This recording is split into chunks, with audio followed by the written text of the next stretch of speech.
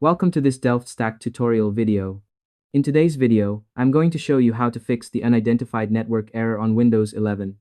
Whether your computer is suddenly unable to connect to the internet, or you simply want to make sure your network settings are working properly, this simple step-by-step guide will walk you through everything you need to know.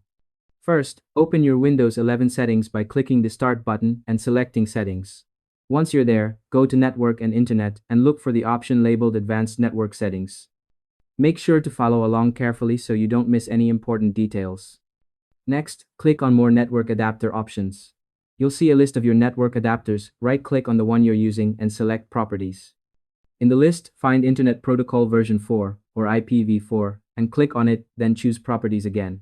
This will allow you to check how your computer is getting its IP address. To make the process smoother, here's a quick tip. Make sure your computer is set to obtain an IP address automatically unless you have a specific reason to use a static IP. Doing this beforehand can save time and help prevent common network issues. Once you've completed these steps, click OK and close all windows. After that, your computer should automatically reconnect to your network, and the unidentified network error should be resolved easily. It's also a good idea to restart your PC if the network doesn't update immediately. This helps ensure everything works properly and keeps your connection stable.